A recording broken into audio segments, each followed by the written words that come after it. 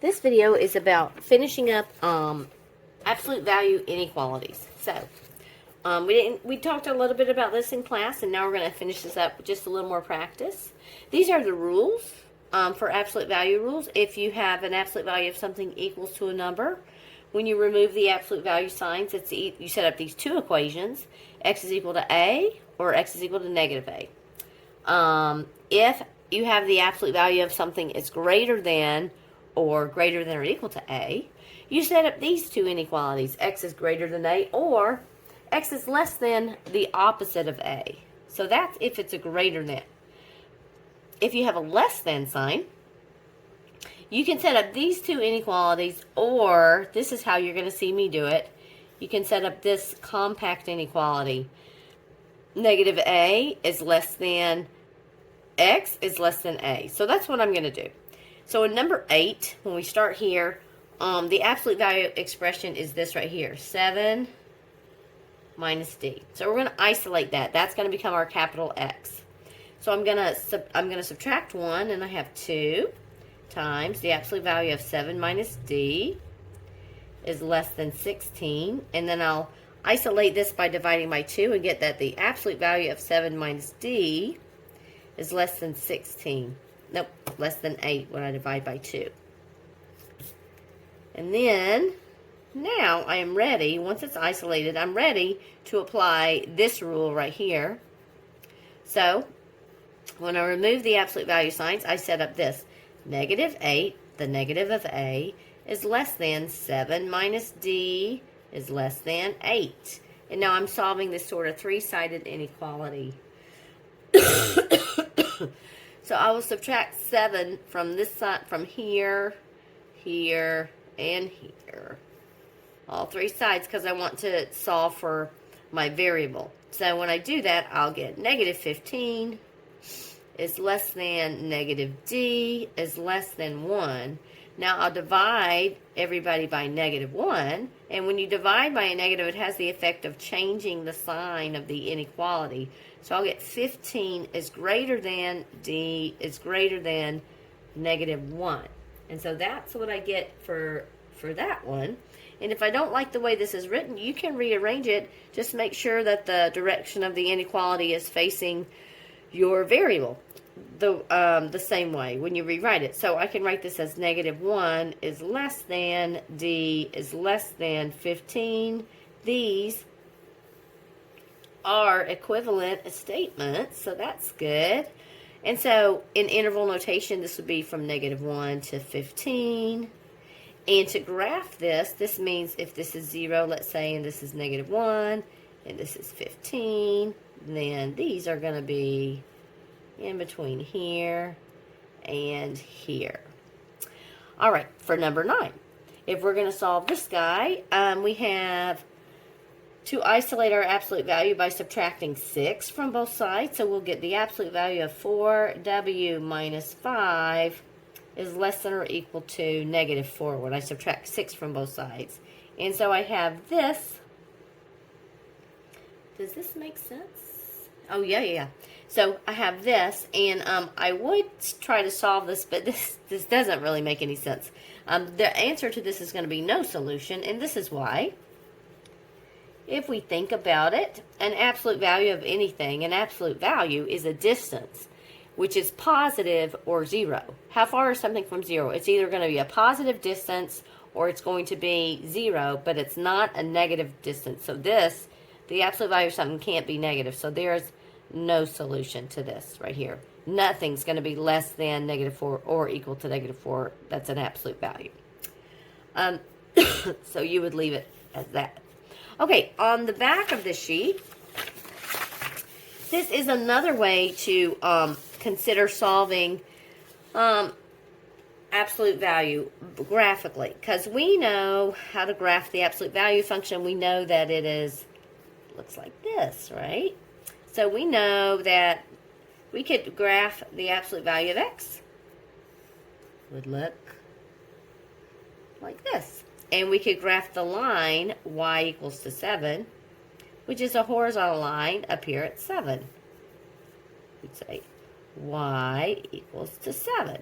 And so these points of intersection are going to be when x is, you could solve when will this equal to this, well, when x is 7 or when x is negative 7. So these are the points of intersection. Negative 7, 7. I'm sorry. This is positive 7, 7. Negative 7, 7. So then to solve B and C, we could use the method right here. That's fine.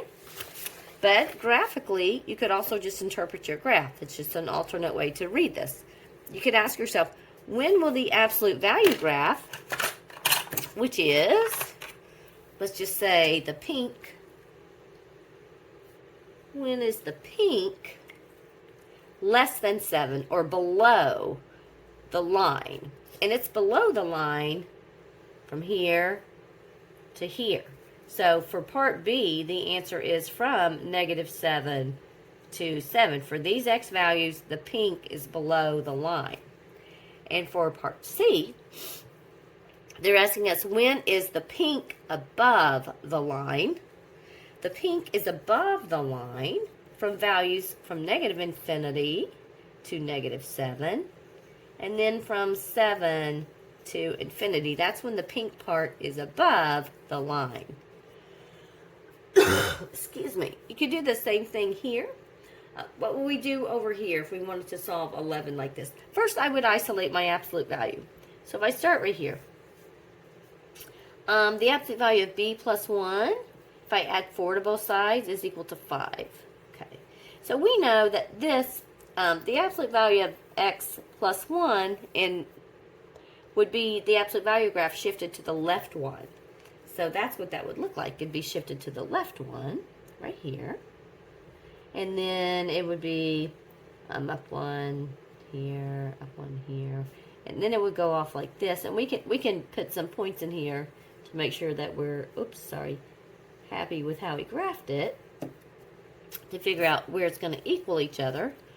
And then we would say y equals to b plus 1 would be this graph right here.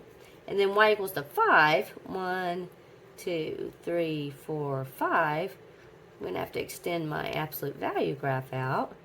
Would be this. So let me extend this out a little bit. Then we'll get the points of intersection.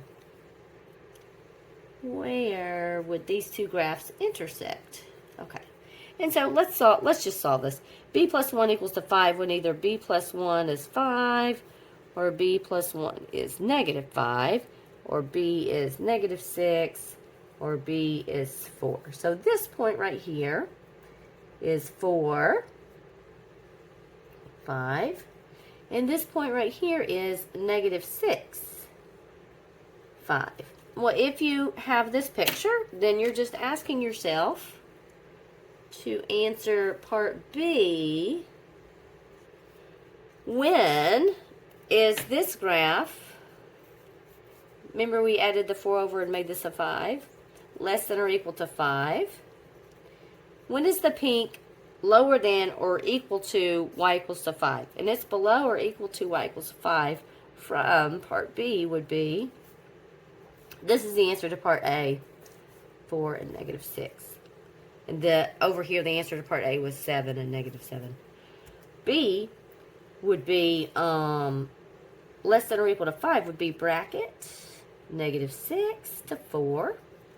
And for part C, they're asking when is the pink above or touching the line y equals to 5.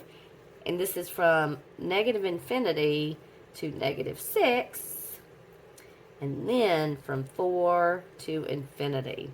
So that's how we can answer that one. And truly, how they would probably want part A and Alex to be answers is in set notation. This would be the fancy braces. And this would be at the point negative 6, 4. And then here over A, part A would be negative 7, 7. Okay, here are a few word problems I wanted you to see. Write an inequality that describes the following situations. A tennis player must play in the open division of tennis tournament if the player's age, A, is over 18 years old and under 25 years old. Well, this would simply be, here's the age. It has to be over 18. It has to be greater than 18, but less than under 25. And this is a very simple inequality you could write for that.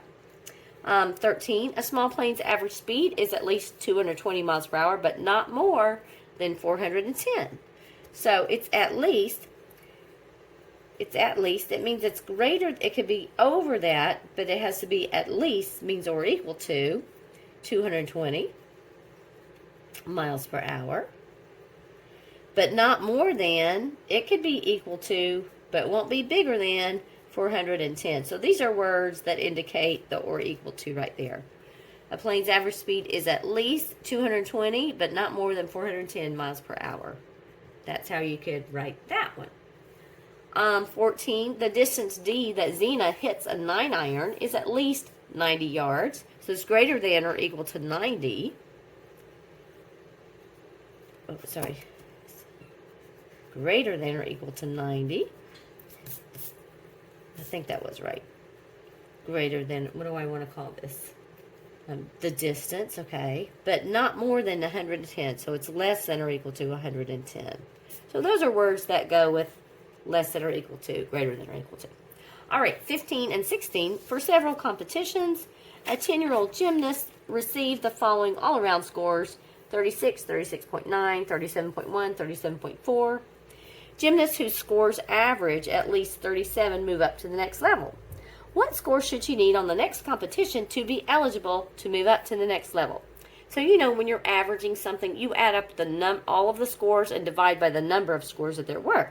So she's got one more competition. So the first one, she had 36, 36.9, 37.1, 37.4, and she's got one more score.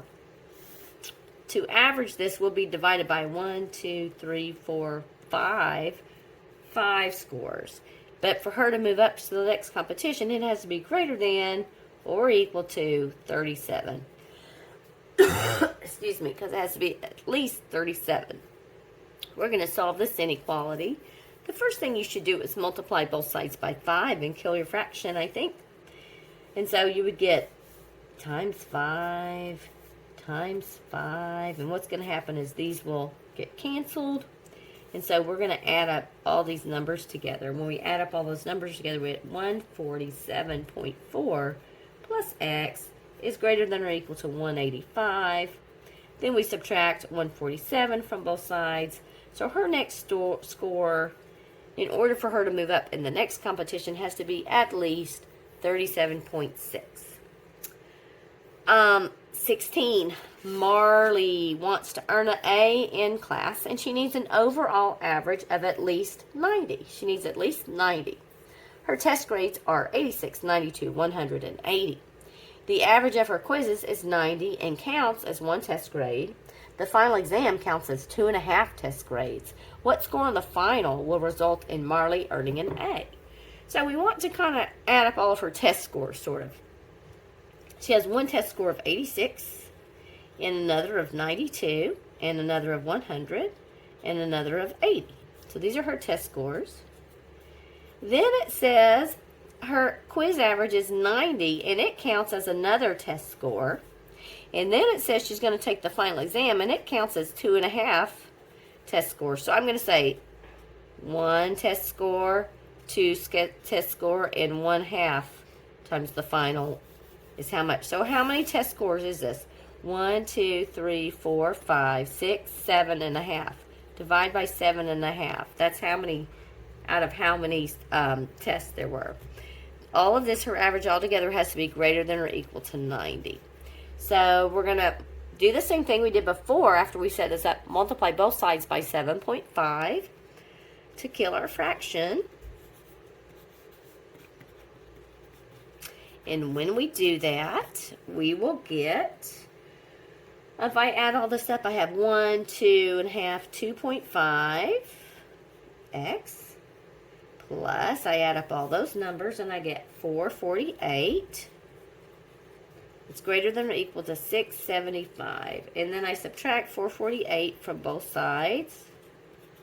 And I get 227. And then I divide by 2.5. And her score on the final has to be greater than or equal to 90.8 in order for her to score a 90 and get an A in the class. So that's finishing up absolute values.